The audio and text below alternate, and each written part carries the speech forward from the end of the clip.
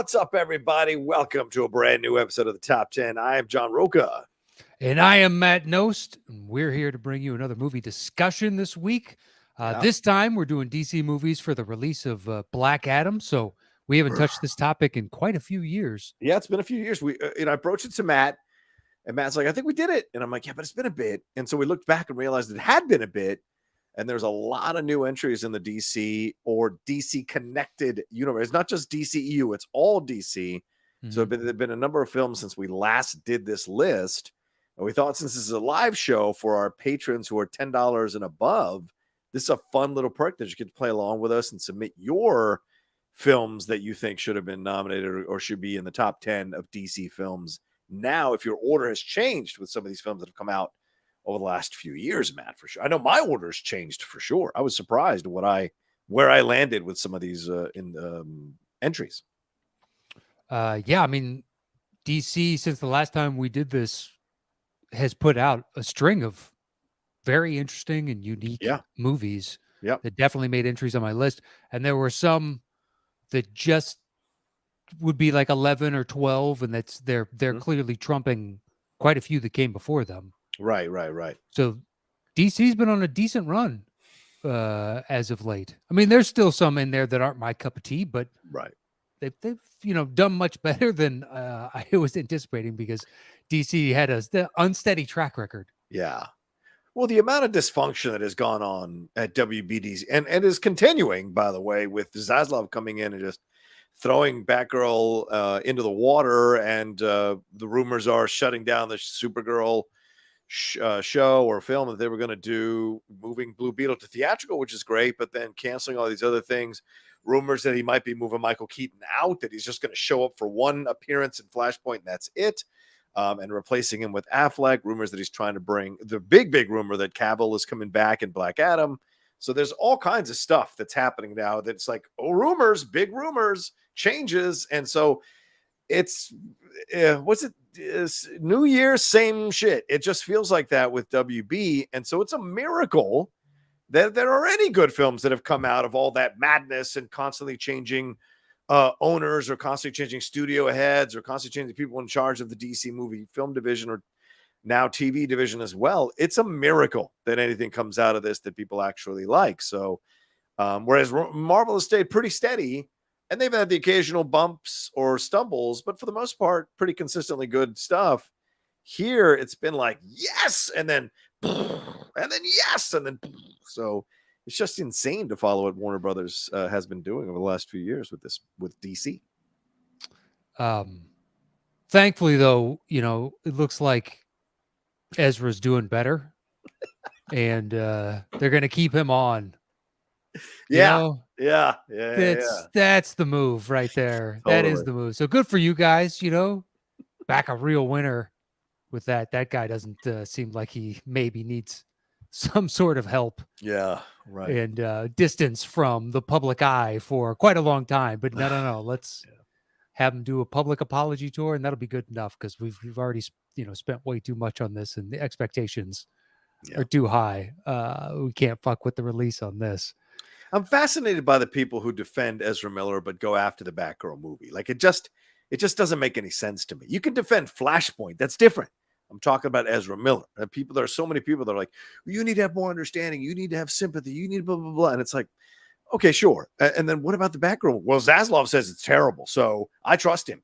You've never met the man. You've never followed the man. You've never paid attention to any of his films, any of his work. You don't know him that intimately to trust his judgment that Batgirl was terrible. Like, that's the thing. And so they're putting all their eggs in with Ezra, who is as unstable as you get, whereas Leslie Grace has been pretty chill, done her thing. She's shown nothing but class. And even after they canceled the film, she's been nothing but class. And so there's the difference. And it's a little frustrating when you're a person of color watching this shit. It's like, God damn it. Why does the white dude get all kinds of forgiveness and leeway and rope, but the person of color, the woman of color who could lead this Batgirl, why aren't we allowed to see the movie and make up our own minds? It's kind of how I felt about Lord Miller and the Solo thing.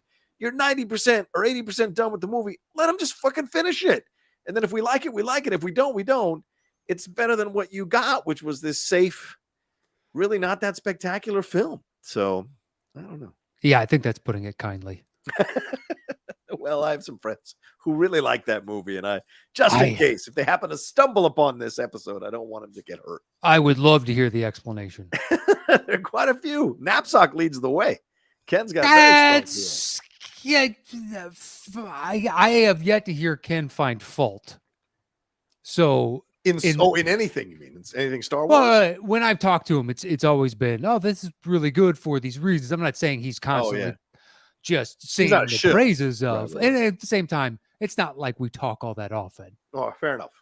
So maybe he does, but I have yet to see it. So I don't know if that's the greatest barometer from my experience. Yeah. Just because he is such a fan of the series that I think he can find things that I might not feel are enough to elevate the project beyond, dull, which is what ultimately I think that movie was for me. Yeah. Which is kind of impressive. And I don't know, a couple small changes, and I think it would have been better for the character for me personally. Like if he is a rogue and the scoundrel, it's like, well, like at the end when he gives the credits back, he should keep like 10% for himself. Yeah. With the smirk on his face. Yeah. And just be like, Chewie, look, we got gas to pay for. Yeah. We deserve a little something for our troubles, and be like, yeah, we would all agree to that. He gave 90% back. Yeah. Akin to, what may or may not have happened on a certain TV show. I was just about to say, we may or may not be giving away something from a certain TV show. True. And I agree. Yeah. The comparisons there are actually pretty valid, and sure, Solo would absolutely take 10% because Solo is not that person that you see in the Rebellion and A New Hope. At that time, he is very much about himself. And though he may be selfless in moments, he's still very much a survivor. And because he's a survivor, he's all about himself. He's got to stay alive somehow. And especially now that like his hookup to the jobs is gone and turned on him. And, everybody else aside for Chewbacca is kind of out of his realm of influence or can help him. He should be even more adamant about taking a certain amount so that he can stay alive for a little bit till he figures out what to do next. True. He put in all the effort too, Matt, as you said. But anyway, that's neither here nor there for today's topic. Have you seen the Black Adam reactions? A lot of positive words, a lot of positive tweets about Black Adam. Yeah, mum's the word. I've already seen it. Oh, wow. Matt knows. Look at mum's the word. Look at you. Wow. And before we get too far, look, a great match on Sunday, but I think Sokka and Martinelli, but mainly Sokka, was just a little too much. Like right now, we're killing it in the EPL. And so it feels like it's our year. You're serious that you saw Black Adam already, so you don't want to say a word. People are tweeting out their reactions, which means you can give some general feeling about the movie. Yeah. So are you serious? You've seen it? And I think that's kind of shitty, to be honest, because I don't like to. Okay. I don't like to tell people, or I don't like being told beforehand anyone's thoughts personally. All right. But I like that you segued off of a tough defeat. Oh, no, we can talk about this if you really want to talk about this. That's fine with me. I was telling Lily how you couldn't even name 5 players on the team. But dude, how dare you? It was funny because she can name the whole starting lineup on Liverpool. But no, I understand. I get it. It was tell you what, it was a gangbuster of a game for sure. We certainly looked a bit intimidated at times in the first half and certainly in the second half more so. And it was a bit frustrating to watch. But we got an injury to Luis Diaz, which really sucks. He's going to be out now for 2 months. And Trent Alexander's out for 2 or 3 weeks now with the injury, and Joel Matip as well. So for me, the team right now, with all the injuries we're dealing with, we're a makeshift team. It's a miracle we scored any goals against you guys and kept it close. That penalty was bullshit, but whatever. It's a crafty move by Jesus. You get some calls, you don't get some calls. Yeah, I know. But Jesus is a whiny bitch, and I hate him. So, whatever. Is this true? It sounds a little bit. Is this true? Do you wear your Arsenal underoos? Listen, my underwear choices are mine and mine alone. Yeah, that's a fair point. That's a fair point. That's a fair point. So how dare you bring that up? And then are you ready for tonight's what could be the worst game of the season game? Which Commanders versus the Bears? It's you and I again, huh? Oh wow. I didn't even think about that. I've got a screening tonight, so I'm maybe gonna watch the worst game. Yeah, it's gonna be like 10-3 or 6-1, 6-5 or something like that. It's gonna be terrible, man. It's gonna be brutal. I hope you guys win. Well, yeah, it doesn't matter. Do you like Justin? Do you feel he's coming along? No. I mean, he's hit some throws that are nice to see, but so did Trubisky. Fair point. He shows. I don't have faith in his arm. Okay, and that's his job. Not his instincts, his arm, or both. Well, I guess you could couple some of that with instincts, but when you watch him, it's just like if his best quality appears to be. Play breaks down, he runs. Yeah. Which is great in moments, but not as the default setting. So unless the arm catches up with that ability, and you're like, well, maybe it will. He only got so much starting time last season. It's young in this season, but he doesn't show the flashes of, boy, this guy could lead. That being said, though, Josh Allen, his rookie season, I thought he was just going to be the biggest flop of all time. Yeah. I remember once he was getting sacked and he threw the ball over his head or something, and it ended up being just a brutal turnover. Something was a pick six. I think it was a pick six. Yeah. It was just watching it. You're like, that is a stupid mistake. Just take the sack in that moment or throw it out of bounds so you get the intentional grounding, but it's better than turn the ball over. The percentages are higher that you'll be okay with the sack or the loss of yards over just blindly tossing it over your back. And you won't even get credit for it because they won't be like, oh my God, what incredible vision. It was like, wow, how lucky was this guy to find his receiver? They will not give you the credit. So just take the sack, move on to the next play, and learn from the experience. Yes. Ask yourself, what would Mahomes, Rodgers, Brady, don't ask what Mahomes would do, because the Mahomes is throwing jump passes, side passes. Well, yeah, but Allen has a lot of those, attributes. Yeah, true. Now. Yeah. But I'm going to say, any quarterback in that situation, just visualize what the best of the best would do. They would take a sack in that instance. Do you think we're in the Jake Delhomme section of Trubisky's career? Do you think he's just cooked mentally? Not Trubisky. Baker Mayfield. I mean, watching him for Carolina the last 2 or 3 weeks, fucking brutal, dude. Fucking brutal. I don't know. Yeah, I don't know. I mean, he's definitely not going to be a starter much longer. No. So it just. The precipitous drop, he had all the accolades and everything, all the momentum coming in, and he was saying the right things. I woke up feeling dangerous and all that jazz. It's a great line. It is a great line. And then from there, it's been up and down and up and down. Yeah. And now to see the team with a backup quarterback still being a competent team, just well, if they didn't have a serial assaulter in the wings and they had a more competent fucking quarterback, this team would be legitimately dangerous. Yeah, Jacoby Brissett's okay, but you're right. Okay. And he's doing what he can.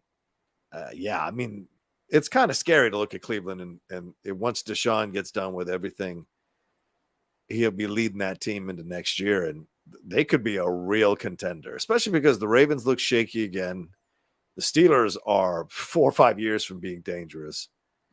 Who else is in that division and Cleveland? Cincinnati. You know what you have now with the way they played the season with Burrow and that team.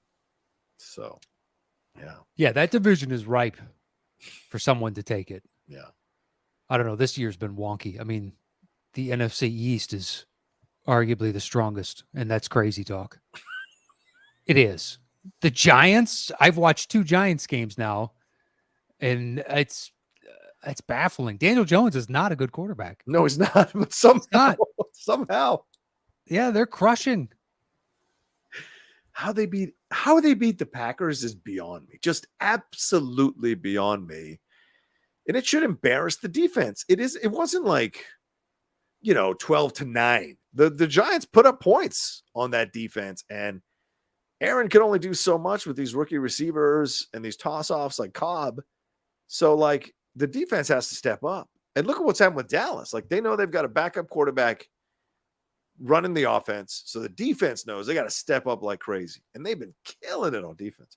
Why isn't the Packers defense doing the same thing? How do you allow the Giants to just keep going up and down the field on you? It's kind of mind-blowing to me. I don't know, London and time change and all that. Still, it's pride.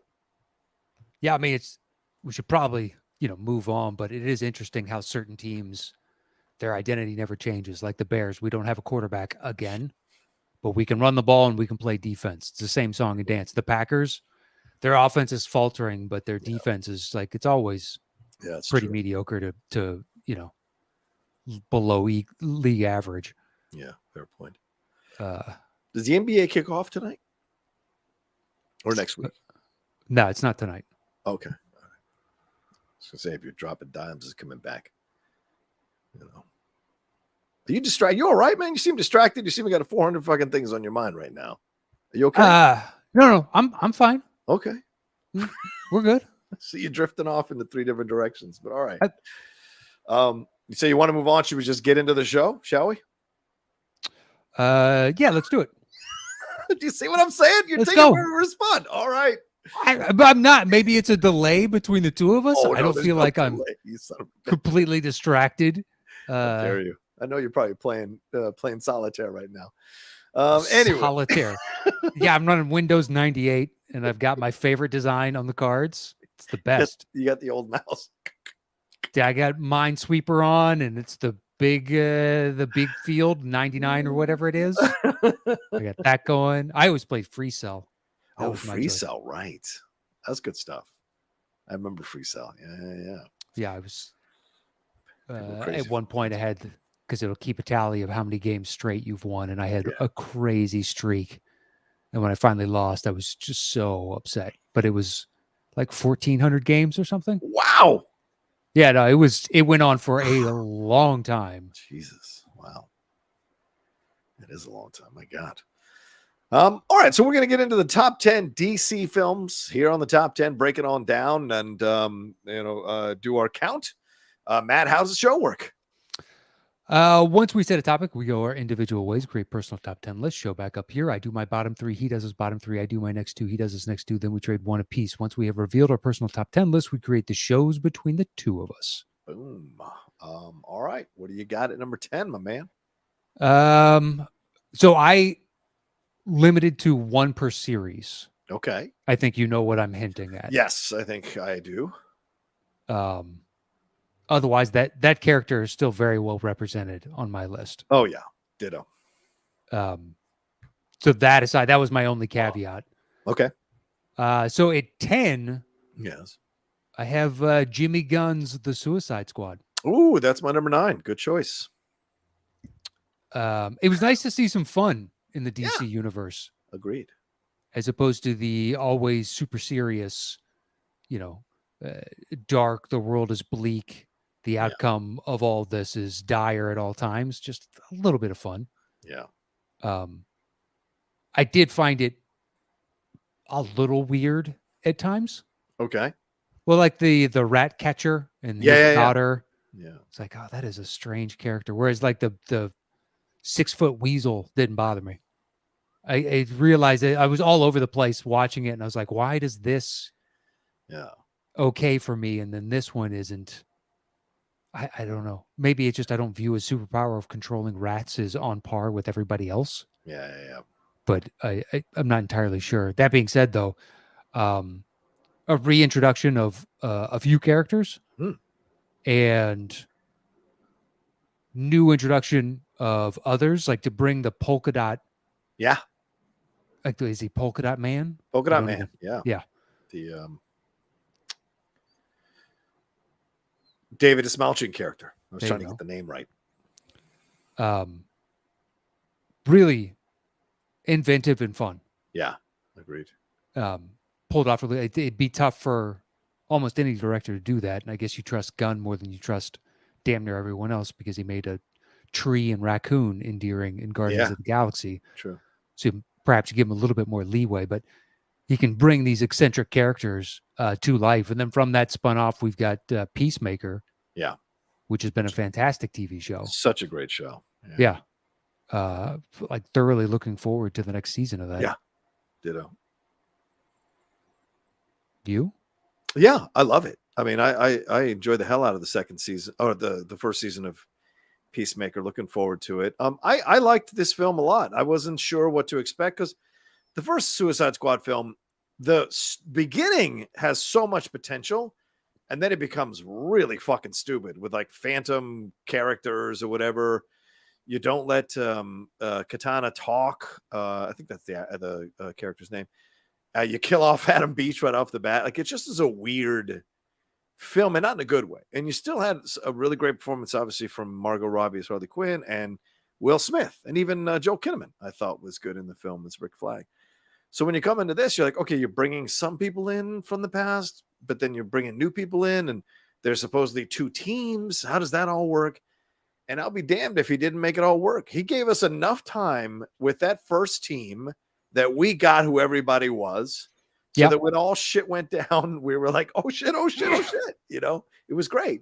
And then when the new team showed up, with all the stuff that went on behind the scenes with how Amanda Waller got them together, and then having the team turn on Amanda, which I thought was really surprising as well. And then the Starro shit, which was genius. They made it all work. I didn't have any problem with it. I actually thought Ratcatcher was a great addition, and she's Daniela Melchior was great. So I thought that was a nice addition to the DC universe itself. I thought Margot had another nice storyline to play out, and I thought Elba was great with the chemistry with Cena. Them both going through the camp, competing on how many people they can kill at the same time, all the way to the end, and that twist and turn of all of that. And then even the end, confrontation between both of them with the bullet and all of that, that was a great surprise. So there was so much about this that was well written, was funny, had really great fleshed out characters. And although it was funny, never sacrificed the stakes and the actual feeling that death was around the corner for all of them. And King Shark, Stallone doing a great job as King Shark as well, which is almost always overlooked when people talk about this movie. He did such a good job as King Shark, and Kinnaman killing it again. That scene with him and Cena when they're fighting and what he says to Cena, god damn, that's some really emotional shit going on between those two guys at the end there. So it's good stuff. Good stuff, this movie. Yeah, I think he got the most out of Kinnaman. He's not quite Tyrese for me, where he's the kiss of death when it comes to movies. Wow. Okay. I don't know. I've only liked him in spurts. Okay. And all the stuff he's that I've seen. Yeah. It's been hit and miss for me. You didn't like him in The Killing? The TV series? I didn't see The Killing. Oh, okay. But like his small stint on House of Cards, I thought was all right. Oh yeah, that's right. He's one of the reps. That's right. Yeah, he's running. He's running for president. That's right. Yeah. Yeah. Right. I thought that was a good foil, but in the previous Suicide Squad, I don't know if I blame him for it, but he was part of the God. I don't care about this character. Yeah. At all, and he wasn't alone though. There was quite a few in that. Oh, I'm sure. Yeah. Like Altered Carbon, I couldn't get into. Okay. He's in that. Wow. There was something else too. Is that the RoboCop remake? He was in that. Yeah. Yeah, it was okay. I agree with you. It was okay. It wasn't great. Yeah. It wasn't great. Yeah. Although I think the people hold the first one in such high esteem, which is somewhat dumbfounding to me. It's mindless fun. Yeah, there's a lot of 80s movies I think people get way too obsessed about, and they revere them in a way where it crosses the line between nostalgia, and they try to tell you that these are like classic great movies, and you're just like, no, that's your 10-year-old talking. This is not a classic great movie. RoboCop is fun. Yeah. And the message of, exploring the corruption of the police force when it's bought and paid for, that has been explored in much more deeper films. Yeah. This Technology is run amok. Yeah, exactly. What is a man? Right. All a of soul, that. all those things. Like, it's in there, but then there's also like a dude doing coke off of prostitutes. Right. There's a dude dying from nuclear waste on his body. Yeah. Exactly. There's a lot of stupid fun in there. It's like the people that hold up Total Recall as being this amazing masterpiece and be like, listen, I like Total Recall. Yeah, don't get me wrong. Yeah, right. But it's got some really stupid parts in it too. It's got a balance. What's still a product of its era. What's the other one that people love? Oh, Starship Troopers. People fall all over this house trying to tell you. You can't sell me. That movie is dog shit. It is absolute dog shit. And the ones that are like, no, it's really a discussion of, no, that is you using your intellect to posit something on it that the filmmakers never intended. Or if they not did. To the level that you're positing it, right? Not to the degree to which you have spent. You spent more time creating the mythology of this and the ideology than I believe they did. Yeah. I'm not buying it in the slightest. Plus, it's got some brutal acting. Oh, yeah. From people that, look, they never got shots on film again for very good reason. Casper Van Dien, Dina Meyer, what's her face? Denise Richards. Yeah. It's true. It's true. Busey is one of the best actors in that movie. Jake Busey, yes. He is. When you go to watch it, he is one of the best actors in that. You're not wrong, man. You're not wrong. Like, Neil Patrick Harris is some sort of like authority figure. Yeah, what? MPH is fucking. I can't. MPH, he's good for How I Met Your Mother, although I only ever watched 2 or 3 episodes of that. And he's funny in the Harold and Kumar films, right? But outside of that, I rarely buy him in anything, nor do I enjoy him much in anything. It's true. I just have a heart. When they say MPH is hosting, I'm like, yep, I'm not going to watch that. His stint in Gone Girl, you could have gotten someone much more believable as that role, in that role.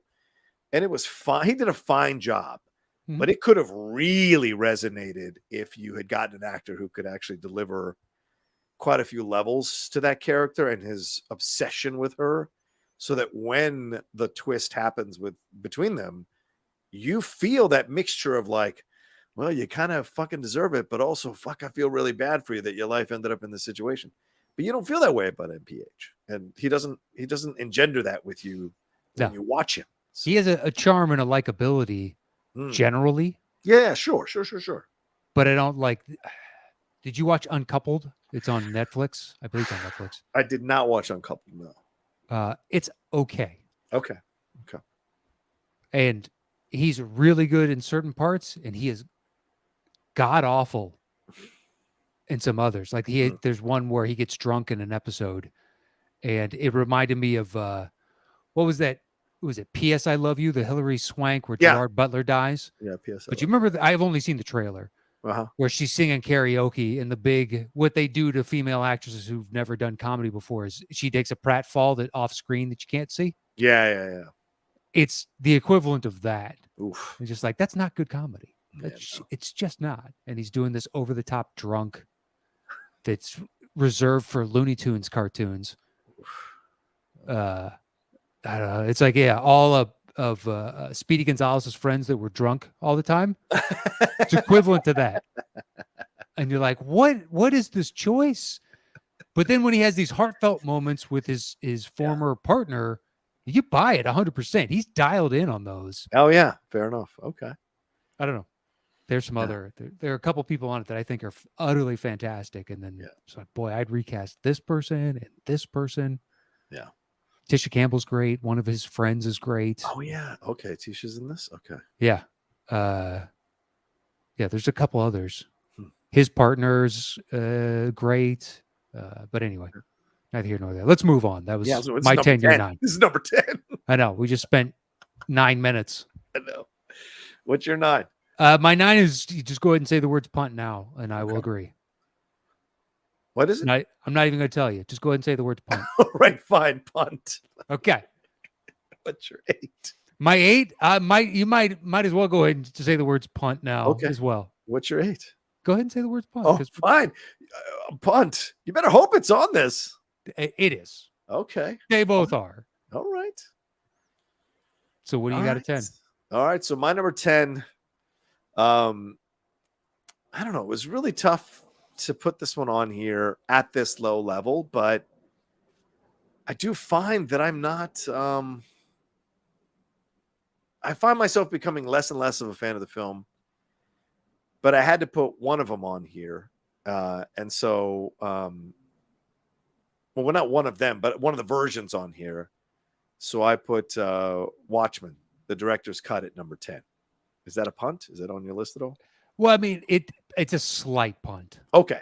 All right. So which means what? It's at should we wait on it then? We can talk about it. It's my 7. Okay. All right. That's so yeah, it's the director's cut. And 100%. I like this version much, much better than the original cut. Mm-hmm. I like what they do with the characters. I like what we explore more. We flesh them out a little more, spend more time with them, see some more stuff out of the comics. And I was reading some people, listen, Matt, I don't know. I'm coming to this place now where I'm kind of really sick of reading the snarky reviewers and the snarky writers about film and the way they denigrate certain movies and in the gleeful nature with which they denigrate Watchmen at times really bothers me when I read it, because I really think they're fucking idiots, because they're just like, oh, this was just a copy and paste job from the panels, and there's not really nothing inventive except the opening sequence. No, there's a lot going on here with the acting, with these characters, and in the director's cut, you really get to see these relationships, explored and fleshed out and really lived in. So that when things start to happen to some of these characters as this progresses, and you find out, obviously, if you haven't read the book, you find out who, or the novel, graphic novel, you find out who's behind all of this. There's actually real weight to the revelation. The whole Dr. Manhattan storyline is so well done in here. You feel that every moment. The act, the reason why I moved it down is because Malin Ackerman is horribly miscast as Sally Jupiter. You think so? Horribly? Yeah. Well, I just don't buy her. I don't believe her. I guess you're right. I shouldn't be mean. I don't buy her in the role. No, I'm all for being mean. I don't agree with the horribly miscast. I think she's good. I don't buy her in the role. I don't buy her connection to Billy Crudup. I don't buy that she loves him. It never works for me. And the stuff with her and the owl dude, she doesn't have that. Like, you want to cast an actress that has that thing, that vulnerability. Well, that Carla Gugino, who plays her mom, if she was younger, that's a better she would have casting. been great in the role. Oh my God, yes. But she's Silk Spectre, I guess, is the name of and then her mom is Carla Gugino, and she's damn good in the role. Is it Gugino? I thought it was Gugino. Yeah. I don't know. Yeah, we're not gonna settle it here, I don't think. And so she's great in the role, but I think Malin is the only one who is miscast, and Malin essentially is the female lead of the piece. And so for me, that's why I have to move it down a little bit, down to 10. But everything else around it in the film is great. Jackie Earle Haley, fuck, that's a great Rorschach. And Mr. Cotter. Mr. Cotter. I've never seen that show, but I know that. I'm not stuck in here with you. You're stuck in here with me. But no, he was a great Rorschach, and I loved Jeffrey Dean Morgan as a comedian. What a great transfer from the page onto screen, and some of the moments that they show you are really brutal. So, but yeah, that's the only reason I move it down a little farther is because of that. So, and I think the criticism saying, "Oh, it's basically the comic already storyboarded, and you're just shooting that." Yeah. Okay. It's easy to say that, but then go watch Gus Van Sant's Psycho. Right. That's legitimately a trace job. That is paint by numbers, and yet it is nowhere near as good as the original. Nope. So just because you have source material, and I think that's something to be applauded too, because that is dense source material that, Netflix takes Sandman and turns that into a TV series, rightly, because I think that would be near impossible to do in one single movie. So to be able to pull off something that is coherent for someone that's never read the comic, or the graphic novel, whatever terminology you want to use. Yeah. And it's entertaining. Yeah. It's pretty damn impressive, to be perfectly honest. Yeah, I agree. I love this. What's this? Matthew Hess says the only way Ackerman works as Watchmen is if you keep her as the only human in the Muppet reboot of the film. See, if we're talking about recasting her, then I think you would recast that one. I think I keep Jack Earl Haley. Oh yeah, Jackie, I absolutely keep. I don't know if Matthew Good is a good Ozymandias necessarily, especially after you watch Jeremy Irons do it in the Watchmen series. That's a fucking great Ozymandias. But I do think Jeffrey Dean Morgan was good, as I said, and I think I thought what's his face, Matt Frewer as Moloch or whatever his name is. I thought he was great as Rorschach's kind of nemesis, yeah, I think those. Oh, and Patrick Wilson, I thought he was good for the Owl. I mean, the Owl's supposed to be a nerdy, nebbish kind of guy, so although he's damn good looking, Patrick Wilson, I think he did a good enough job to make him seem a bit schlubby in the film itself. But yeah, you could have absolutely cast a much more character actor kind of guy to play that role, but sure. I think it still kind of worked. So anyway, all right. So that was my number 10. My 9 is the Suicide Squad. My number 8, because I had to choose only one from the series, and I'm really surprised, but I do like these other films just a little bit more, is Batman Returns. Oh, that's okay. What I chose from the series. Yeah. Sure. Okay. Well, you know what? One of my 2 punts then, because I don't think he'll have any from that Batman series. So there's one spot opened up. But we'll go ahead and talk about Batman Returns, because I don't have that one from the series, but I have another. Yeah. Look, I know everybody loves 1989's Batman, and certainly I love everything with Michael Keaton and Jack Nicholson in that movie. Everything else in that movie does not work for me. The Robert Walsh shit is terrible.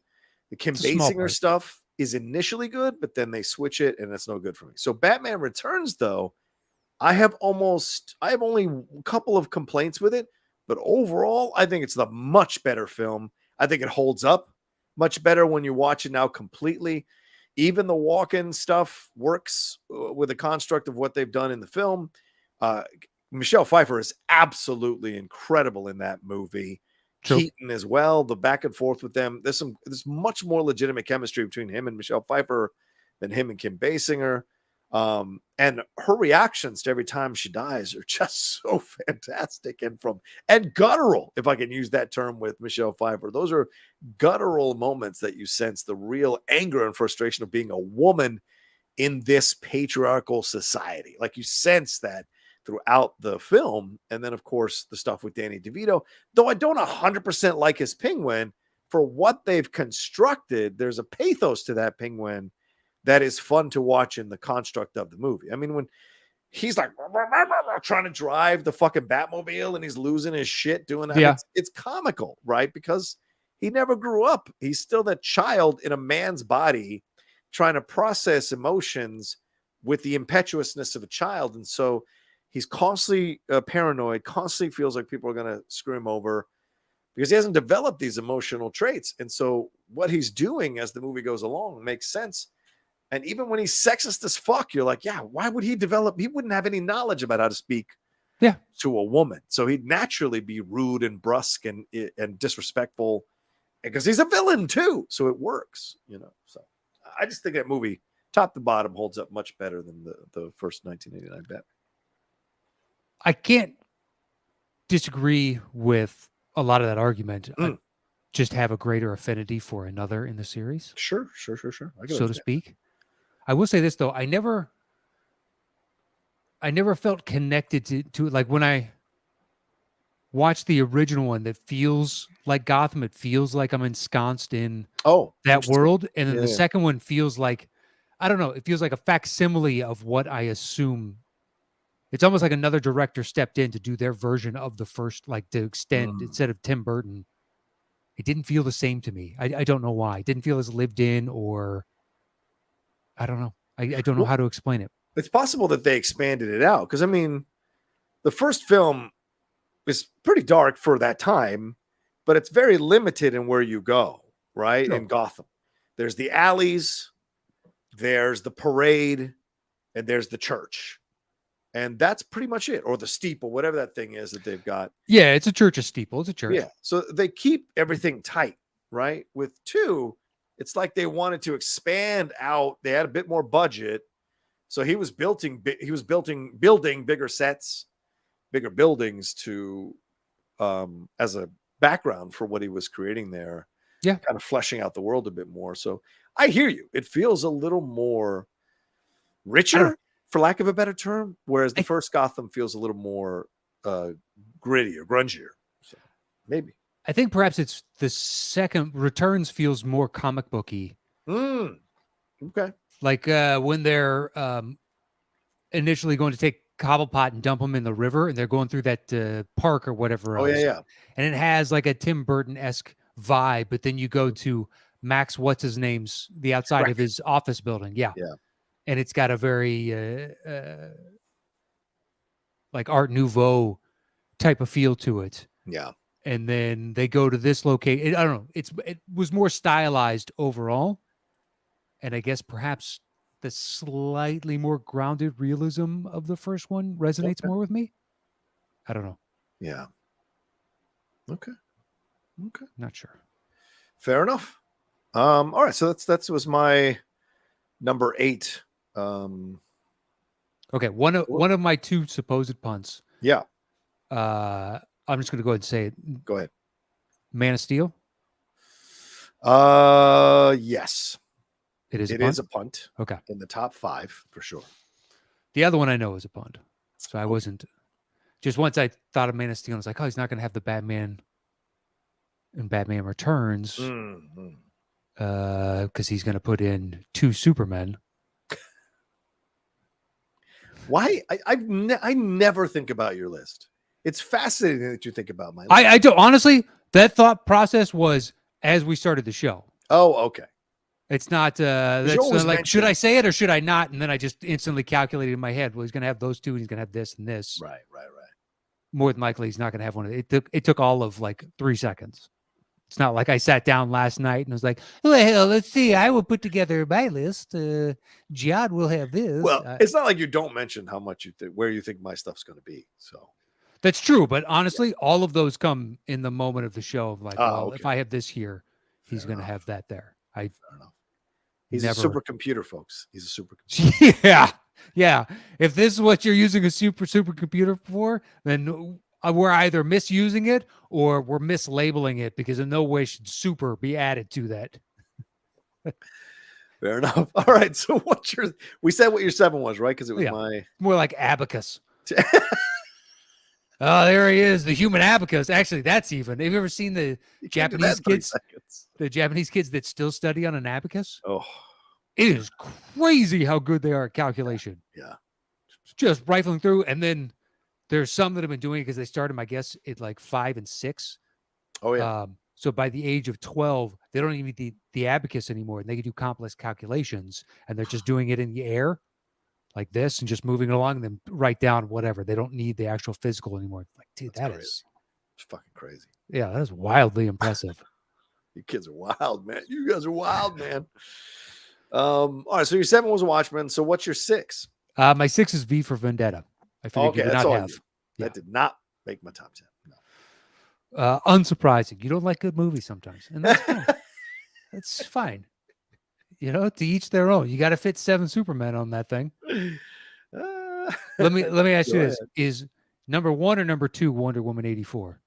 No, neither didn't even make my list. No. And this is the thing you want to get at. As I was doing some research for the list, because I mean, you know, you want to see if there's something you're forgetting, and like I didn't know. I keep forgetting that Red is based on DC Comics stuff. So I was just kind of looking through stuff, and some people had 84 like above some of the other in the films, and I'm like, you're all fucking crazy. You're all just absolutely fucking crazy. And you watch these are people that are getting paid to put together these lists for these websites, and I'm like, what do you do? What is wrong with you? You know, and it's just kind of mind blowing.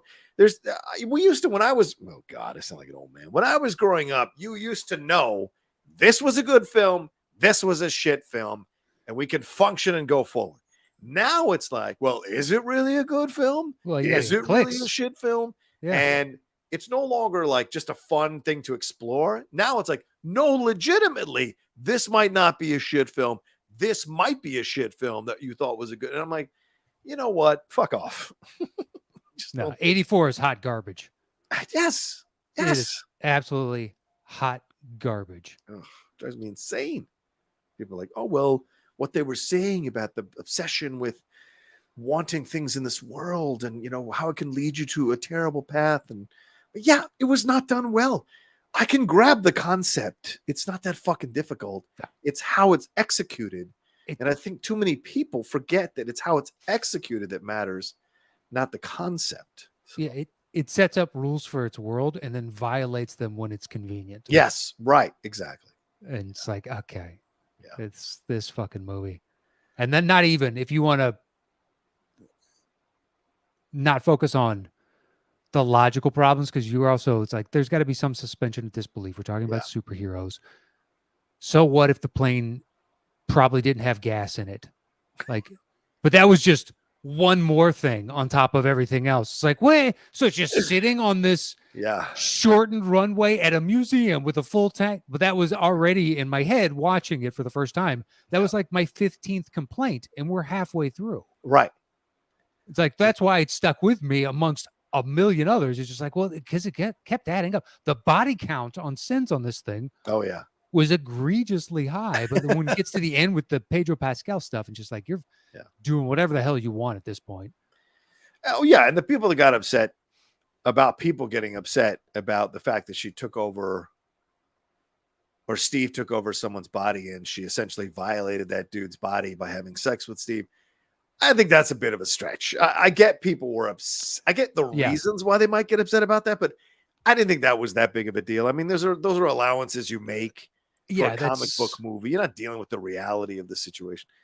So I didn't have a problem with that. But the stuff with the gas, like leaps in logic, or the stuff with the homeless guy all of a sudden, like what day? What? Yeah, no, that pissed me rightly off. And I was like, it was cold 2 days ago, and now it's the 4th of July. Those are easy things. Those are easy mistakes. Doesn't make sense. Correct. Yeah. Anyway. Yeah, I didn't even think of that part of it until people pointed out, and I was like, oh yeah, I guess you're right, but that's not what that was about, and you damned well know it. Yeah, and they forced a conflict between her and Kristen Wiig that had no business existing. It really had no business existing. It was not fleshed out. It was not constructed correctly. And there's a reason that a majority of people didn't like the movie. There's a reason she moved off Rogue Squadron to go back and do Wonder Woman 3, because she might know somewhere inside of herself she fucked that up. No matter how much she likes people's tweets or retweets people's tweets about how much they like the movie, I think she knows inside, and I'm talking about Patty Jenkins, she knows inside she didn't get that right. So, go back and go get it right and see if 3 is better. Look, it's no shame. John Wick 2 is not that great. John Wick 3 was good. I doubt I'll ever watch it again. Yeah, no, I would never watch it again. Yeah. Whereas 3, it's probably my favorite now. Yeah. Yeah, and Matthew Hass is great. I also, Gal Gadot can't act without Chris Pine, so the dumb way they forced him into the sequel just proved that in my mind. You might be right, because, I mean, she was terrible in Red Notice. I haven't seen Gal Gadot do well post Wonder Woman. I haven't, and I barely saw her do well before Wonder Woman. So, we'll see. God, besmirching your favorite franchise fast. Wait, okay. So that was your 6. What was it again? That's what that shirt is behind you. It's F10. It all ends. Oh, she's not even. I don't even think about her when I think about the Fast and Furious. I just know that she was in it. She was an ensemble piece. Yeah. I've seen 2 of them. Ensemble character, rather. Sorry, in the piece is what I was trying to say. Yeah. So what was your 6 again? It was V for Vendetta. Okay, go ahead. You didn't even talk about. Which we established you hate, and it's mostly just your vitriol towards Natalie Portman. I think is misplaced, to be perfectly honest. Oh my god. I just, the sad thing is, it's one of, even though you have the hyper realism of someone like V. Yeah. It's one of the most grounded comic book movies you're ever going to see, because the system that he is trying to upend is entirely plausible to exist and it really hurts when you see it on screen. Okay. How the manipulations of people's fears can then get power into certain people's hands, and then tyranny can easily be established at that point. And then you have control over media and financial institutions. And then once it gets into the pharmaceutical and medical communities thereafter, and they do those experimentations and whatnot. Yeah. But the tentacles of something like this would extend out, and just how being quiet and complicit allows them to continue to grow because they're not affecting you. It's the old adage of, well, at first I was silent when they came for my neighbor. Yeah, right. Because it didn't affect me necessarily. It's awful. I don't like it. Yeah. Type of situation. Be like, oh, it's all well and good until it affects you personally. That's why you need to try and put a stop to it before it gets to that point. Yeah. Because I don't, the altruism of where the word dictatorship just doesn't exist anymore. Yeah. Originally it was, it comes from Rome, comes from Latin. I don't know if you know that. No, I did not. Dictator. It used to be, in times of great peril, they would hand over all the power to one individual because they didn't want infighting. That I do remember. Yeah. But I didn't remember that dictator was connected. At the cessation of the conflict, the person would hand over the power back to the Senate, because that was the greatest honor, to show that they were just a loyal citizen and a Roman. And then you would be exalted and praised for stepping up in the time of the public's need. And that shit doesn't exist anymore. No. Shit. Can you imagine? Yeah, I think like Cincinnatus was one, and there was a couple others who were just like, I know that dude's name now because he did something that I can't envision any other person doing. It's true. It's true. Your name rings out 3,000 years later because that shit is amazing. You were given absolute power, and then you went, you know what? I'm going to do what I signed up for and hand this back. Yeah. God, good for fucking you. So the reality of V for Vendetta, it still rings. I still enjoy it. I think as Portman's character kind of awakens to the reality that she's in and how she can help affect the change in that, is us as an audience experiencing that. And I think it's an excellent journey each and every time. Of course, you want more with Hugo Weaving. Yeah. But I think selectively using them is the right thing, because it just makes it that much more delicious each time he's on there with his sultry voice. Right. Just, wooing you with it. Yeah. But yeah, a damn good film. So that's my 6. Yeah, I wish I liked it as much as you do. I own it in 4K, so I've certainly bought it. It's a watchable film. And of course, I wore the mask for a long time, which was fun. But like the transfer doesn't 100% work for me, because I love the comic.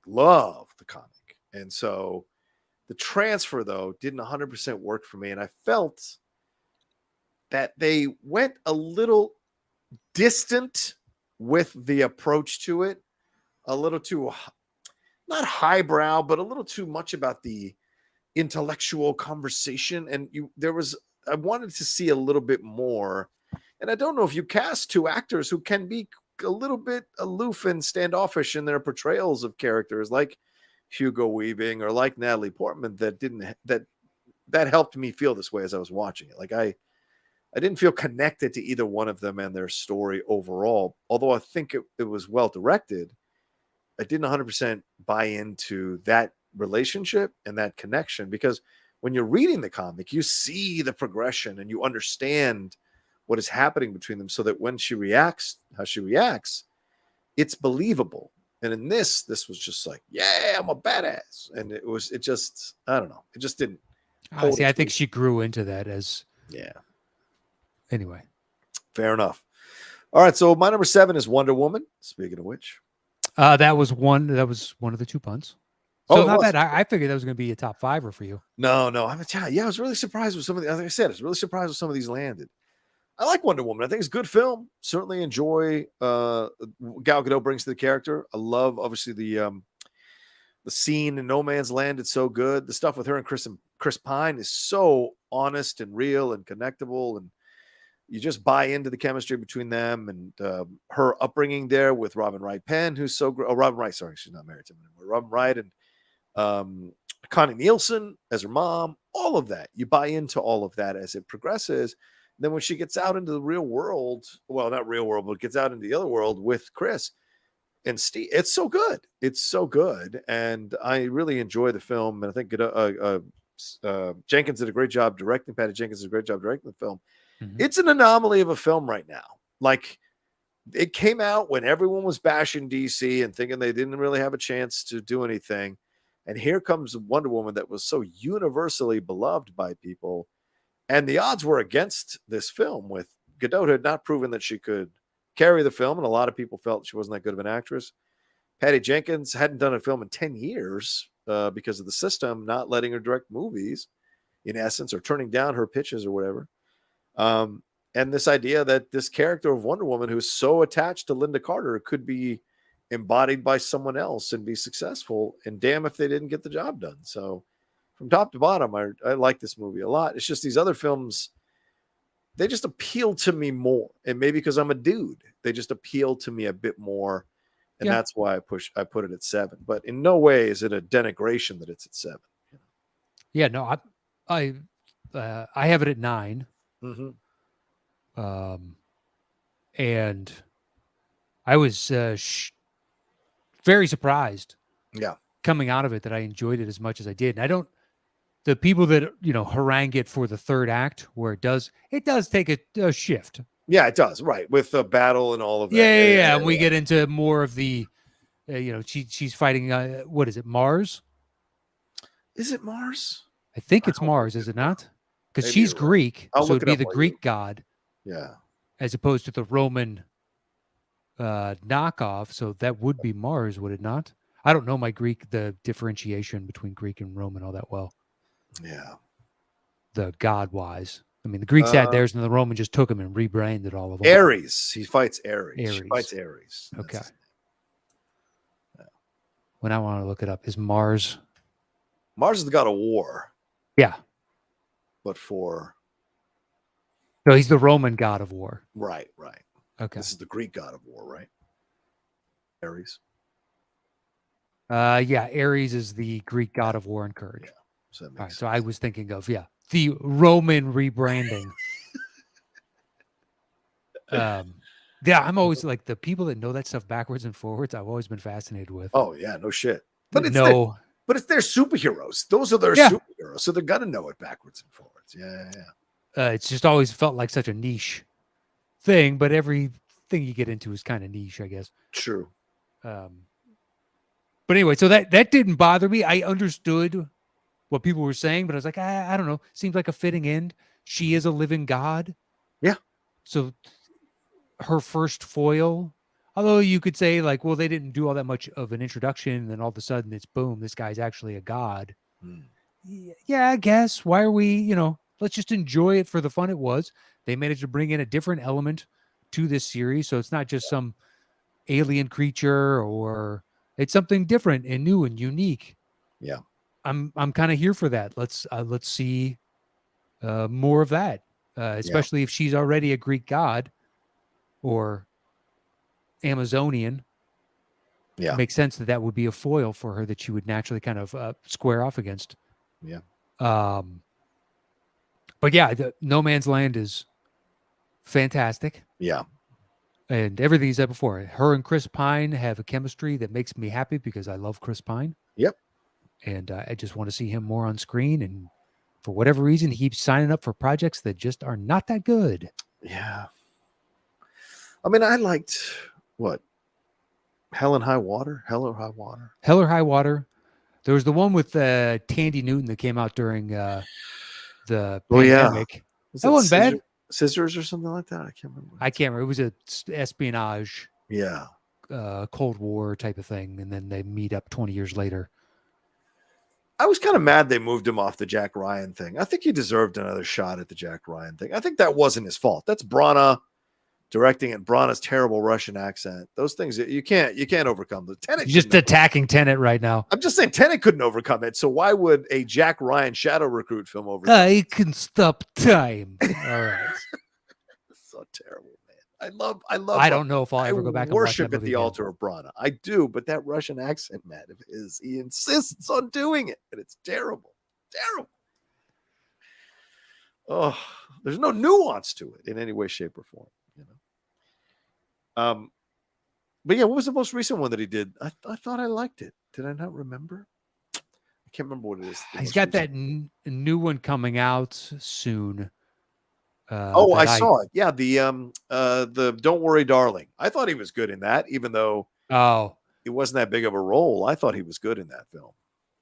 He's a good actor. I'm thinking of that. You're thinking Dungeons and Dragons. Dungeons and Dragons, and we're in some trouble there. Yeah, we're in some trouble there. Son. Yeah, I am going to be if it has. Say we'll just use Rotten Tomatoes. If it's above a 60 on critical, I will be amazed. Yeah.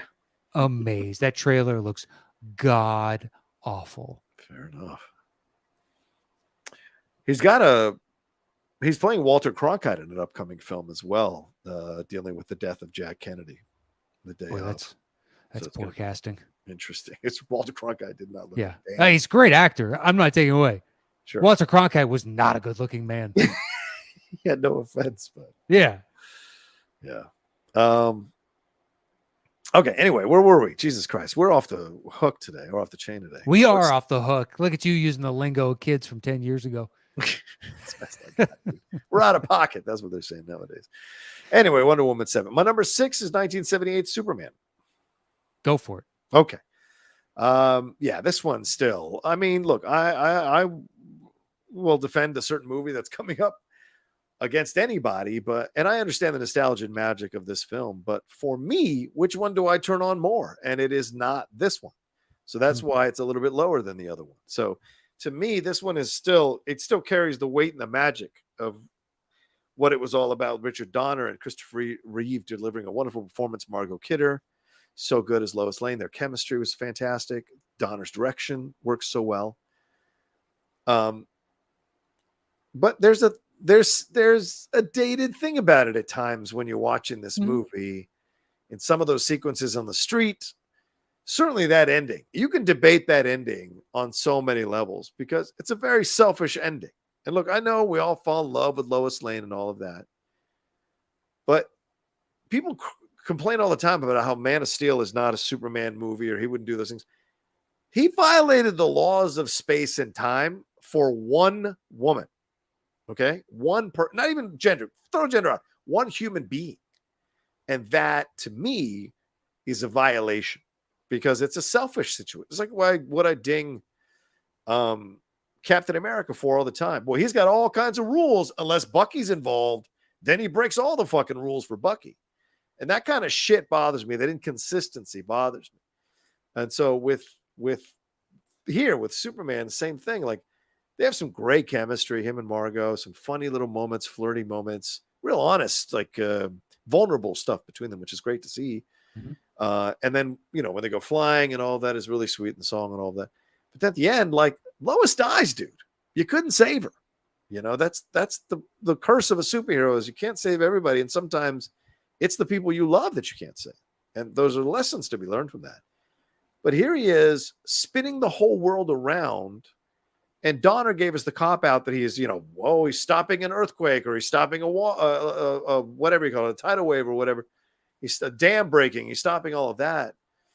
But you're also changing the course of history for your own selfish desire to keep her alive. And I think for me, you're not thinking about all the other human lives that are affected by the things that you're doing.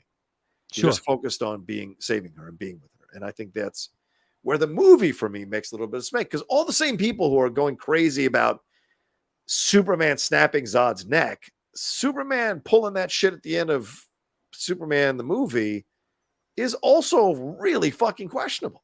So, but I do like the movie a lot. Yeah, I agree with a great deal of that sentiment. Yeah. I think he's excellent. Yes. Chris Reeves, fantastic. Yeah, and Hackman. Oh my God, yes. How can I not mention Hackman and Ned Beatty? Yeah, I never bought the chemistry between him and Margot. Oh, you didn't buy that, huh? Oh wow. Okay. But I think that could be, I saw it as a kid and I didn't care as much in storylines like that. I'm not sure. Okay. I just like seeing him fly around and do Superman things, and then everything else was kind of boring to me. Fair enough. Which I was a kid, so it's understandable. Yeah. And some of that slightly persists to this day, I guess, when I watch that. Good point. All right. Well, let's take a break, right, Matt? Yeah, we'll take a quick break here. This word from our sponsor and be right back after this. There we go. And we're jumping into our top 5. So my number 5 is 1989's Batman. Oh, okay. Go ahead.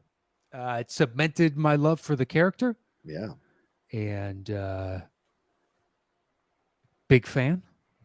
We've talked about it a number of times. So I don't know what can be said. Yeah. But I think, when they announced Michael Keaton coming back, it sparked me with a joy of, wow, I would love to see you in The Cow one more time. Yeah.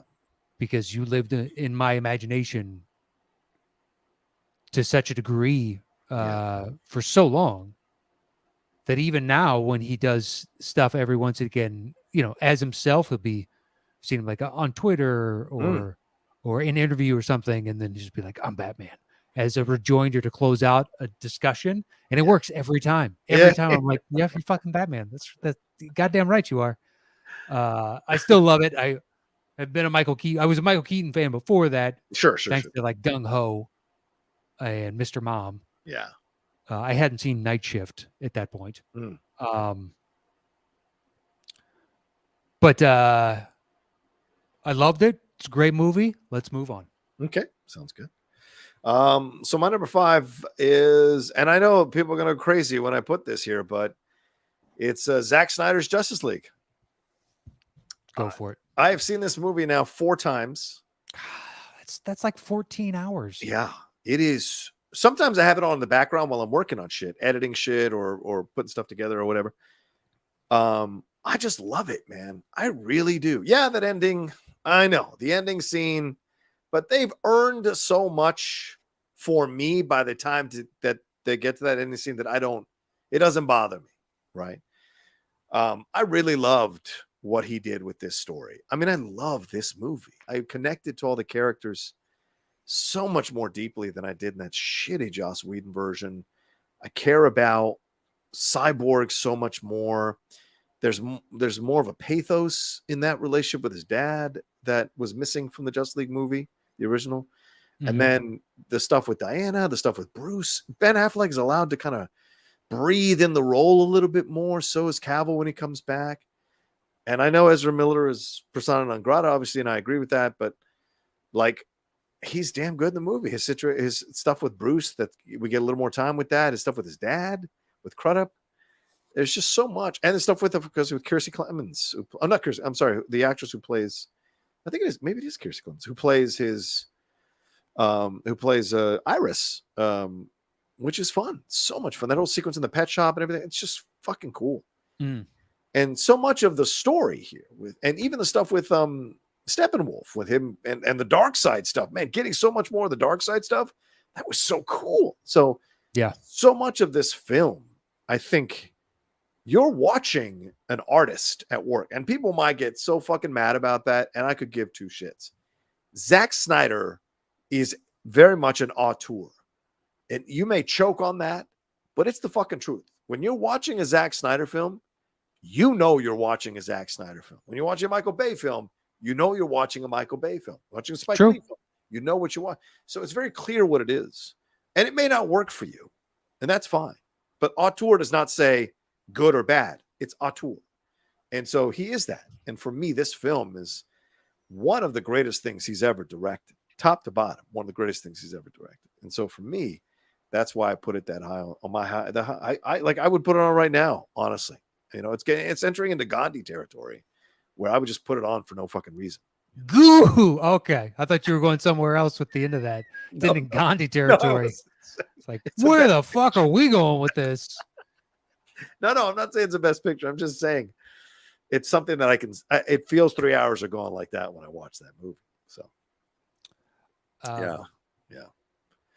I did enjoy it infinitely more than Joss Whedon's, but Joss Whedon's was a train wreck of a movie. Absolute train wreck. Yeah. It's just not enjoyable. Yeah.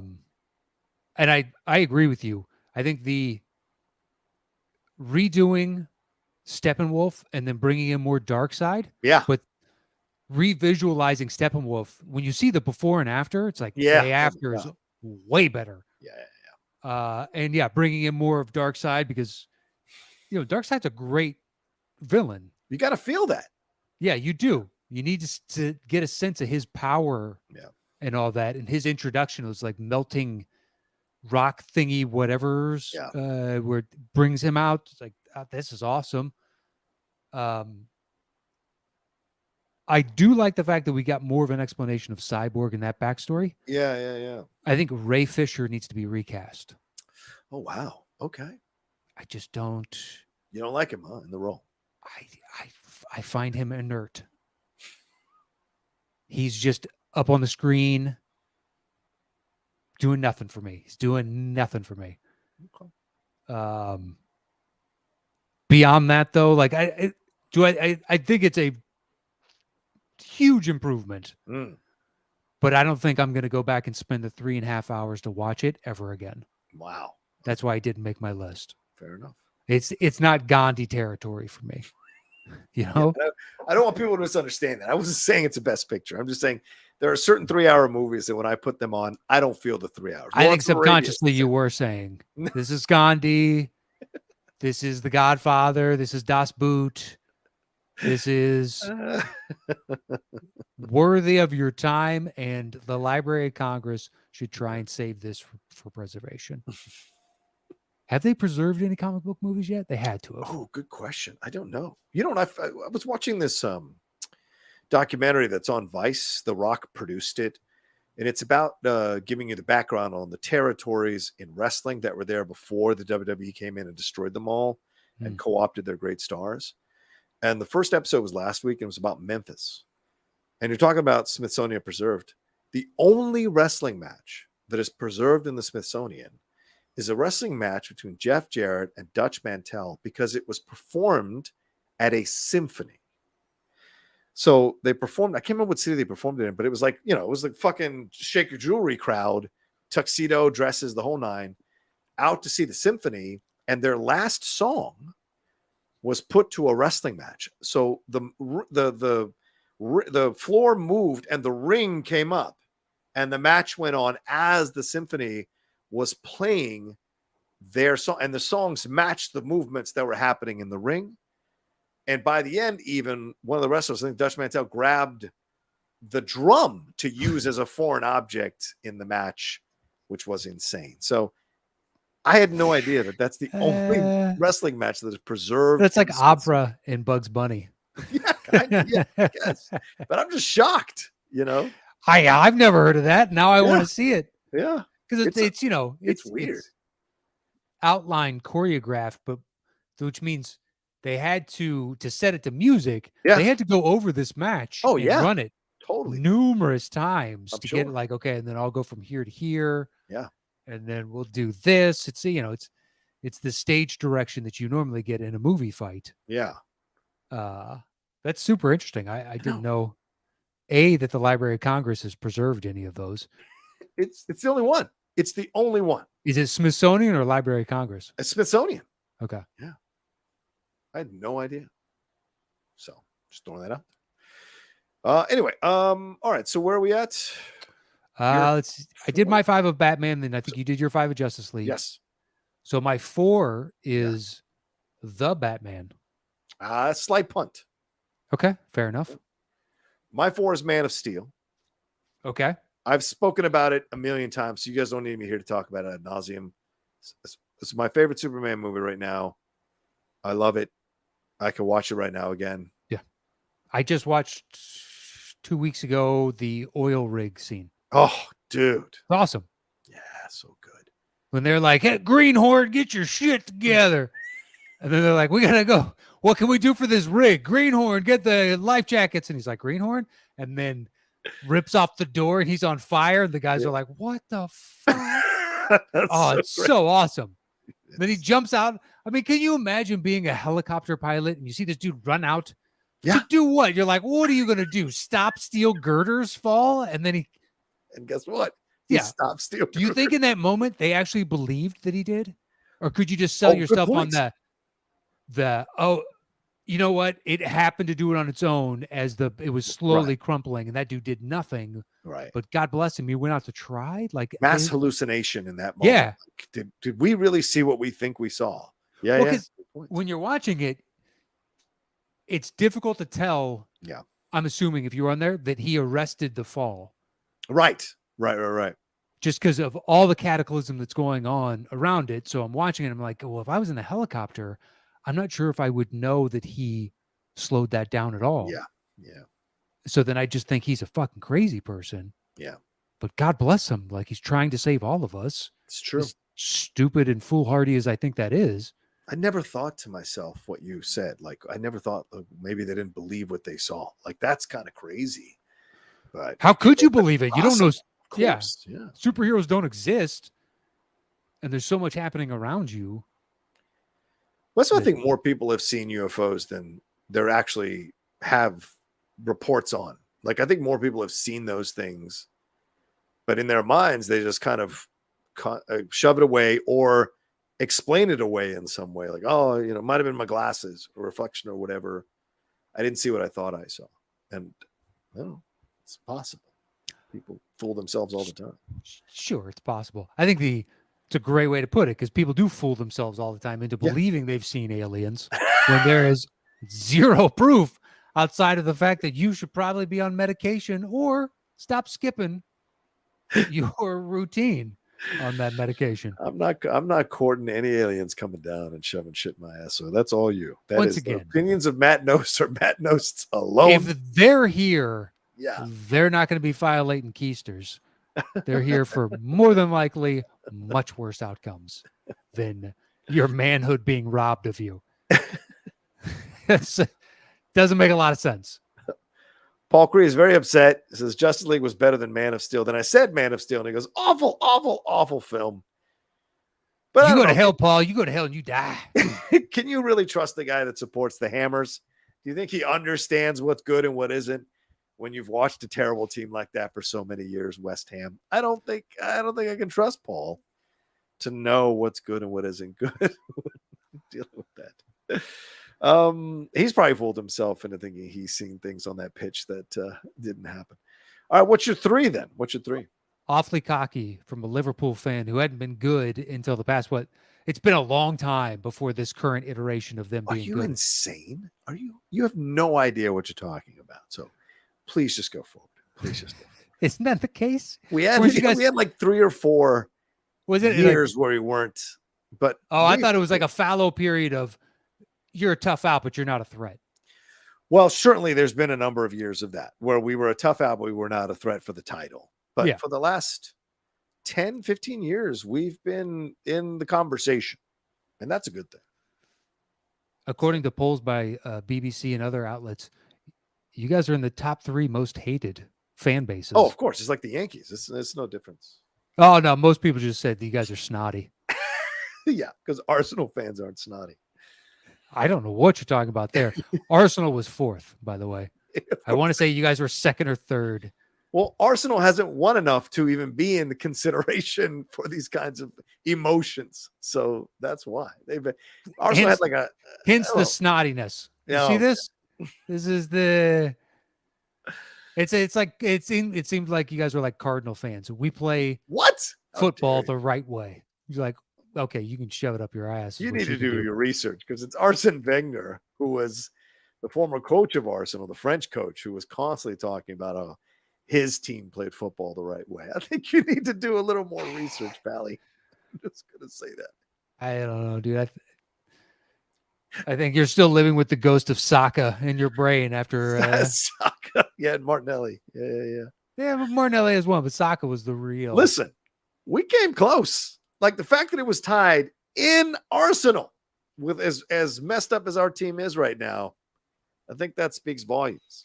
And I don't know how we're going to do against Manchester City on Sunday, but I feel like we've found a little confidence over the last couple of games. And so hopefully we'll take care of business on Sunday, but we also could get destroyed like 6-1. I have no idea. No idea. But I like us as an underdog now. I don't like us on top. I like us as a plucky underdog that sneaks in and gets the victory at the end. Anyway, well, let's move on. Might want to up that sneaking quotient because you guys are slipping.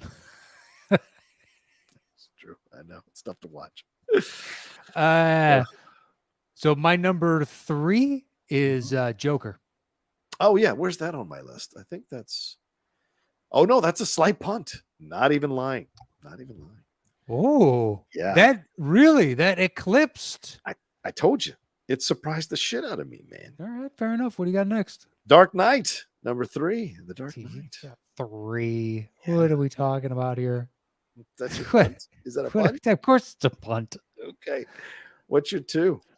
My 2, while I believe this, it also breaks up the monotony of the Batman?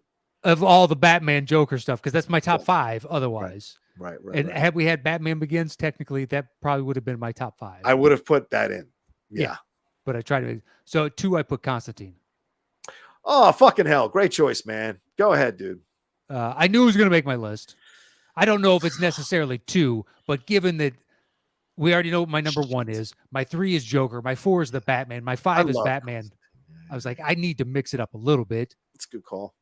So I just Constantine to me is a top 5 film for me, top 6 film, somewhere in that ballpark. And I was like, I'm just going to go ahead and throw it up there. That way I just don't have straight Batman everything for my top 4. It's a dumb thing that I do with my list, but it's my list. It's your list. So excited they're going to make a sequel finally. Yeah, me too, bud. Me too. I can't believe it's taken all these years. And hopefully they get to, I'd love to see Shia come back. I don't know that he will. Oof, I don't know. I mean, because certainly that end sequence or post-credit scene or whatever, like he's there, or is it a deleted scene where he shows up on the gravestone with the wings? It's got to be deleted. Gabriel. I've never seen that, so that's got to be deleted. Holy shit! I'll have to look that up. Shia, he goes to the grave of Shia LaBeouf's character, and he pays his respects. He kind of stands there, starts to turn around, starts to walk away, and then you see behind him this figure descend on top of the headstone, and it's got wings. And you turn around, and it's and then the head lifts, and it's LaBeouf, and he's essentially dressed like Tilda Swinton was. So he's the new Archangel Gabriel taking her place. So it was fucking cool, man. Yeah, post credits. Yeah. I can't believe you haven't seen it, man. Yeah. So there's certainly a possibility that it could be he could come back in the role. Okay. Yeah. Yeah. Now cool. I just did a Google search and there's article after article talking about it. Yeah. Yeah. I can't believe I didn't know that even existed. Yeah. Well, good. My hope of like when they announced that, I was like, God, I wish they could bring him back because he's grown so much as an actor. Yeah. That as much as I would, I guess, prefer if it was a regular instance of like, let's just spend the time with Constantine. Right. The natural inclination with the sequel is, well, we bring in more characters to help flesh out the world a little bit. Just like, instead of doing that, what about just bringing back somebody who's turned into a magnificent actor? Not to say that he was bad in this, he just wasn't asked to do much. No, he wasn't. But yeah, it's a series that they could have a solid 3 or 4 of them. Yeah. In a huge arc, and given that it's a biblical setting. Yes, exactly. The grandest scenes and stage possible for these huge cataclysmic events. And if it really does well, then you can get into the Constantine Dark Justice League crossover stories they've done in comics and their straight to streaming, movies. There's a whole world of possibilities. Yeah, agreed. Yeah, that open up there. And that's more than likely part of the motivation for agreeing to do this again. But I'm curious how much longer we're going to buy Keanu in these types of roles. Well, I also think Zaslav, I think he's trying to get movie stars. I think that's his approach. Whether I like it or not, is a separate conversation, but I think that's his approach. That's why I believe he's moving Michael Keaton out as Batman. I think he shows up in Flashpoint and that's it. And he wants Affleck to come back. And as I said, the rumors about Cavill coming in as Superman and Black Adam, it's pretty much confirmed. Snyder confirmed it. So it's a post-credit scene or whatever. That's his way of bringing people back. So to me, I wouldn't be surprised if he's bringing Keanu in to be his Constantine, because Keanu's a fucking star and people love John Wick. People love the Matrix stuff. Mm-hmm. So why wouldn't you bring him back? And I know everyone's obsessed with, it's got to be British and all this kind of shit. And I think Zaslav was like, fuck that. We made an American version and we're gonna go with that.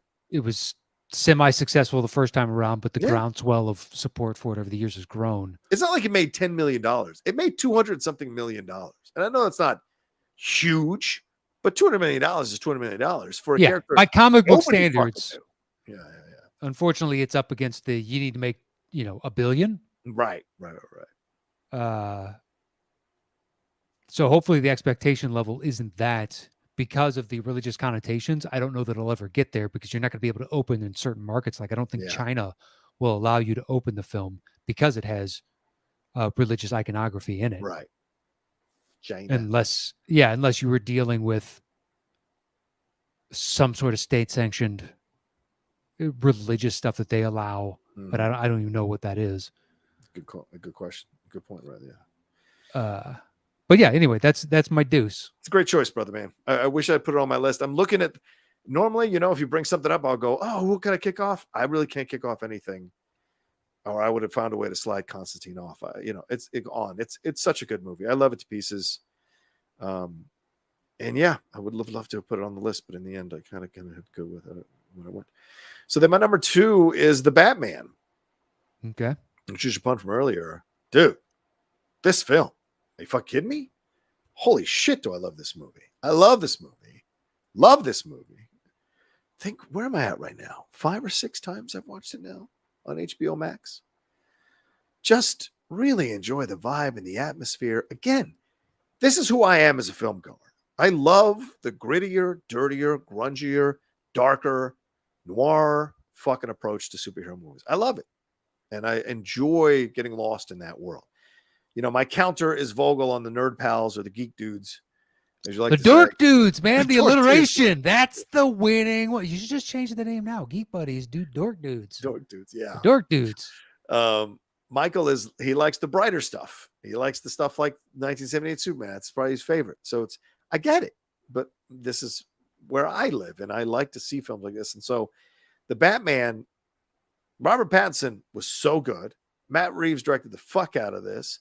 Colin Farrell as a Penguin, unrecognizable and great. Oh yeah.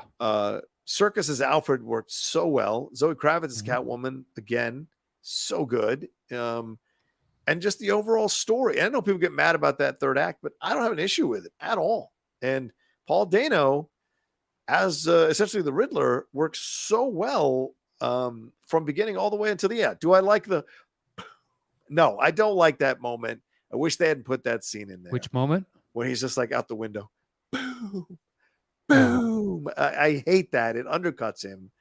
But everything else with him is great. And even when he loses his mind thinking the Batman would be on his side, that speaks to the kind of unstable fandom people have with icons or celebrities or people they think the same way they do. I mean, history is littered with fans who think people are writing songs about them when they've never fucking met them, know? And so that's what I think is happening in that moment when Dano's losing his shit at the Batman because he thinks him and the Batman had a connection that was through some kind of universal energy connected. And so it works for me. So I love the visuals, the pacing of the film, the direction, the score from, I think it's Benjamin Wolfish. Is such a great score. And so from top to bottom, this is my favorite Batman film. Like it really is. There you go. Over Dark Knight. You're out of your mind. Because I don't like Dark Knight because the whole fucking Aaron Eckhart storyline is terrible. But that's terribly great. Oh my God. Look. Yeah. The third act of the Batman Yeah. you could legitimately cut and it doesn't hurt the film. You could cut all of Aaron Eckhart and it doesn't hurt the film too. You can't. You can't. You can't. He's unnecessary. He is not. Whereas I'm not saying the third act is bad in the Batman because I enjoy it. But even in the theater the first time, as it's going on, I was like, you really didn't need all this. This just feels like padding. Like you wanted to hit a specific runtime. Hockey pads. Great scene. Yes. Yeah, you're just a guy in pads. I mean, I loved all the stupid little things, like the introduction of the Batmobile. Yeah. Oh my God. As this just ominous presence. When seeing that in the theater, you just hear the. I was like, oh yeah, and it just turns into this monster. It makes it a horror film. Yeah. Almost stalking poor Penguin. Yeah. And Penguin rightly is like, what the fuck is going on? And then they go to that chase that is absolutely amazing. Yeah, it doesn't like, there are moments where like, how exactly did you just jump over an 18-wheeler? I don't care. I do not care right now because this has been so fantastic. I love the shot of him walking up from Penguin's perspective and then the flip. It's artistic choice after artistic choice in that. Just it gave you even more to enjoy in a world where you think you've seen it all. Yeah. And I like the new interpretation of Bruce Wayne. Yeah. Being fully disaffected from his wealth as opposed to doing the playboy, just the recluse. I don't want any of the money anyway. Yeah. And not living up to that type of lifestyle stuff. And everybody still wanting his attention. Yeah. Because he's Bruce Wayne. Yeah, he's Bruce Wayne, and he's got all this money. Like when they go to the funeral in the church, the congresswoman or whatever. Yeah, the mayor, the 2B that we don't know at the time, but she's running, and sidles up to him and tries to talk to him, but he's so relatively anonymous that the average person that's in the crowd just talks to him about how basically these types of people need to go away. Yeah. And he's like, okay. And then everybody else who's, quote unquote in the know knows precisely who he is. But if he was a big playboy, well, pretty sure his Q rating would be higher with the average person. Right. Exactly. Go ahead.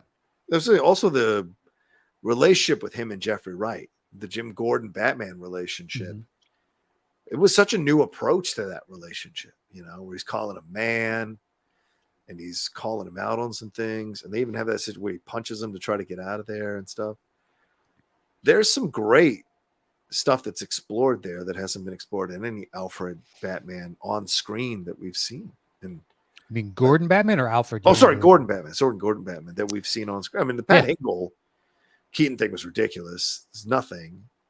But the Oldman and Bale is different. It's father to son. Yeah, it's patriarchal. Where this one is more kind of buddy cop. Yeah, they're equals in a way because Jim isn't commissioner yet, and he's not fully like the most experienced Batman yet. So they're both kind of at the same stage in their respective careers. So it makes it, like you said, like a bit of a two-hander buddy cop thing, which I think works so well.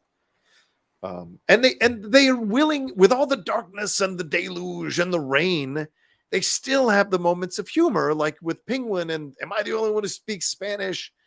A lot of rata or rata lata. El rata. El rata.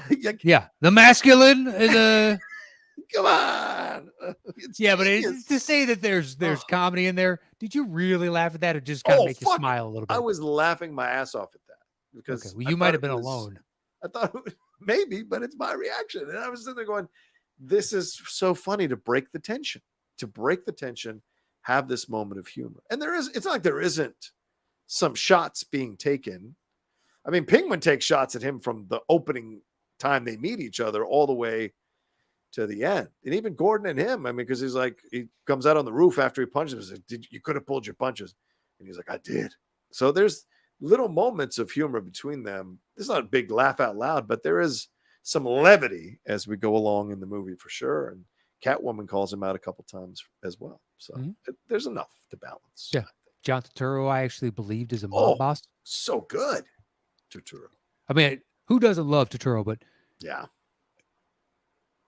as weird as it is, like Wilkinson has a little bit more of the physical presence of what I think that character kind of is. Well, but then he's a to heavier see guy, taller yeah, guy. Yeah, to see the sly nature and the serpentine kind of essence that Turturro brought to it, I was like, okay, yeah, I can believe that too. Yeah. Such a good actor. Yeah, he really is. You're right. We were watching a little of Oh Brother last night, and I'm like, man, even though he might be slightly miscast in this role, he is. Oh, how dare you! Off to be. All three of those castings are perfect. Him, Tim Blake Nelson, and George Clooney. All three are perfect. I mean, he reads New York Italian. He does not read American South. Someone who grew up in the South, he does not read American South. You're also talking to somebody else. You can't claim every corner of America. You know that, right? Yeah, come on. Born in Nashville. I've lived in Nashville. Sure. I lived there. I've lived in Kentucky and West Virginia, in Indiana. West Virginia's not the South, but okay. Indiana's Midwest. That's what I'm saying. You're trying to claim, and now you're trying West Coast as well. Is there a section of the United States you do not claim as your own? Well, I'd say the East Coast. I don't claim the East Coast at all. All right, fair enough. Nowhere along the entire Atlantic seaboard or into the Gulf of Mexico do I claim, or the Pacific Northwest, or Montana, the Dakotas, Idaho. None of that. That's still considered part of that. Yeah, Northwest desert country, New Mexico, Arizona, Texas. I claim none of that. Nevada. I've lived here. I've lived in the Midwest, and I've lived in the South. Those are the three places I've lived. All right. Okay. You just don't like it when I have some of the same shared experiences and can speak to, given the fact that all of my family lives in the South, and that's where I go for vacation. Reads New York Italian. There's nothing about him that reads South. Zero. Racist is what that is. That is typecasting, and I'm glad you're not in a position of power. Oh, it's true. Yeah, Matt can also claim Texas because of the Matthew Empire. I don't know what that means. I think because he's in Texas and it's Matthew and Matthew. That's my guess.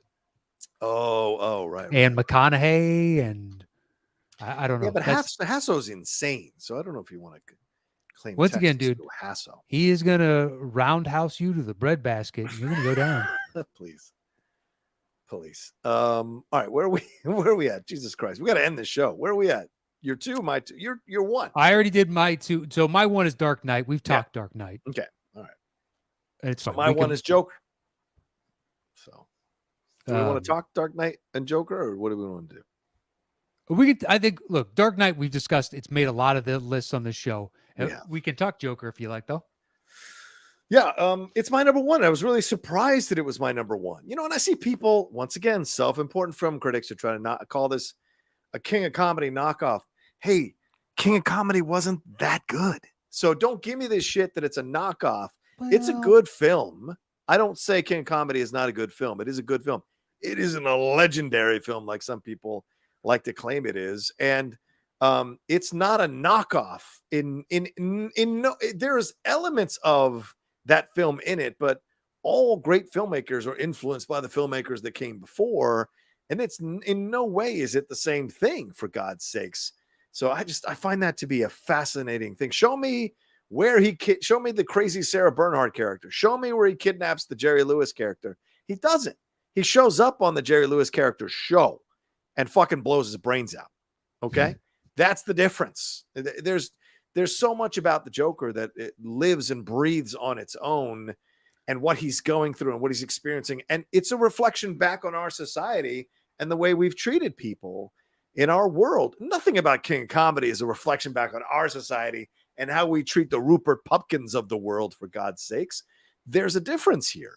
And it's about much more, in my opinion, than King of Comedy was. So I go insane when people try to denigrate it as a Scorsese ripoff. It's like, fuck you. Like, I just find that to be insane to me. I see there's elements, influences, sure. Well, it's not a knockoff, for God's sake. Do I think that's harsh? Yes. Yes. Do I think it's somewhat accurate? Yes. Look, King of Comedy and Taxi Driver are Joker. king of comedy and Taxi Driver or Joker. Who's the political person that he's obsessed with? I'm just saying, you're just saying the vibe is the same, and that's okay. But also the character construct of Taxi Driver, where he's this unhinged individual and capable of potentially snapping, mixed with the delusion and celebrity fixation of a Rupert Pupkin, and you end up with someone like Joker. Now, I will agree that they add more nuance to it than it exists there, and create something new with it. And I'm not denigrating it because I have it technically it's 3, and by rights probably it's in the more closer to 2 range on my list. But once again, I wanted to break up my list. But I do think it's a product of its influences, and quite distinctly, you can clearly, locate and demarcate. Absolutely. Here's what it's, grabbing from. Do you think that Scorsese's more verbal, we'll say displeasure with the current state of cinema is more vocal now? Like, I'd be curious to look back and see when he became so public about it. And if it was like around the announcement of Joker and then basically around Hollywood, it got to him that, hey, they're taking from these two very liberally as, ideas to cobble together to create something new. And he's like, God damn it, man, I made art and you guys are making comic book movies. I would argue that Joker is art. I would agree. I would agree. I don't think he has I think he probably loves Joker as an homage to what he created. I think he probably loves that because he made films when he was first starting out or in the early stages of his life. There were homages to some of the directors that he loved, like Akira Kurosawa and other directors that were that influenced him Italian-wise, or John Ford.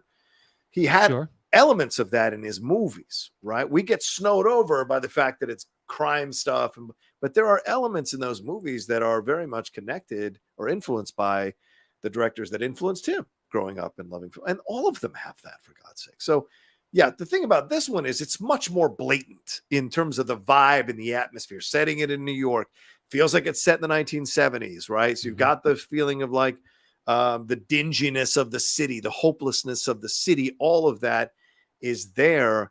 But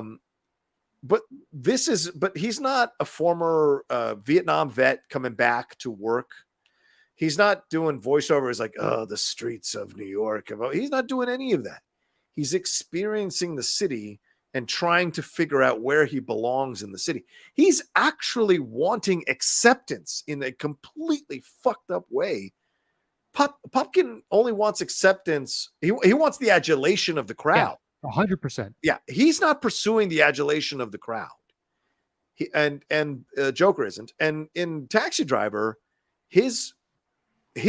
what he's doing in Taxi Driver, Bickle is trying to enact his sense of right and wrong onto his society because he feels so small in society. And so if he attacks a candidate, or if he, takes a beautiful woman and defiles her by taking her to a porn society, or if he like saves this prostitute from a pimp, they're all misguided and fucked up approaches to supposedly make a better world. Whereas Joker is about turning the mirror around and showing you what it is that you've created.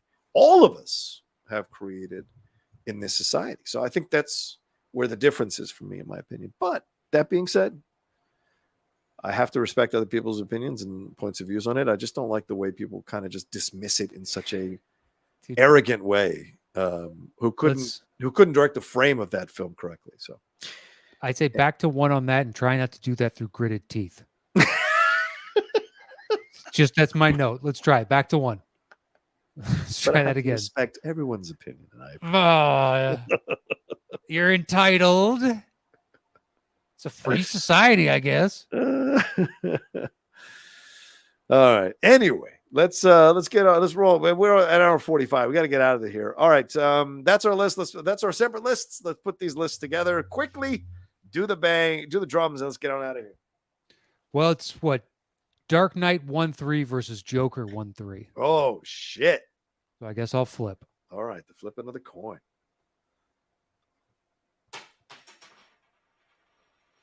Did not go across the room, and The Dark Knight is the winner. It is not a shame. Joker is 2. I guess the Batman would be 3 then. I have that as 4, and you have that as 2. I think so. Yeah. Oops. Sorry about that. Okay. Well, after that, like Wonder Woman is 7.9, Man of Steel is 5.8. I believe you have it a 5. Where is my? And then Suicide Squad is all the way down at the bottom. All right, let me move the mic over to the right. Here we go. That gives me more room. All right, what were we saying? Yeah, Batman, you have Man of Steel at 5, right? Man of Steel is at 4. 4. All right, 4, 8, and Man of Steel I think goes next. What about the Batman? That was my 2. Where's that at? It's already on there. It's number 3. All right, so it's Joker, the Batman, the Dark Knight, and Man of Steel are all on there. Correct. Okay, cool. So then we have Wonder Woman is 7.9 and Suicide Squad is 9.10. I say we save that for a little bit later. Okay. I have my 2 in Constantine. Oh, what number are we at? That's 1 through 5 if we have Constantine at 5. Okay. All right, fine. I will allow it. Oh. I'm the one that actually types this out. So you really want to get snotty about this? What do you got next? So you got 1 through 4, and I've got 1 through 4 as well. All right. So Zack Snyder's Justice League is my next one at number 5. Because I'm a magnanimous individual. Oh Lord. Yeah. I will go ahead and allow to steal the parlance of another person on this show. Justice League there, and then I'll go Batman since that was mine. I would say Wonder Woman, Suicide Squad, and then we got 1 left. Okay. So 1978 Superman is my number 6. Does it make the list? We are flipping. Oh shit! What do you have? V for Vendetta, number 6. Oh, for God's sakes. Yeah, it's not even close. V is a much better movie. Oh, you're an insane person. Much better movie. It's like leaps and bounds, to steal the parlance, once again, to use that phrase, of the previous movie. Flip it, man. Come on. 1978 Superman. Oh, 2 for 2 for me today. That's a shame. That's horrific. All right. All right, let's do this thing. The top 10 DC movies, yeah. At number 10. V for Vendetta. At number 9. The Suicide Squad. At number 8. Wonder Woman. At number 7.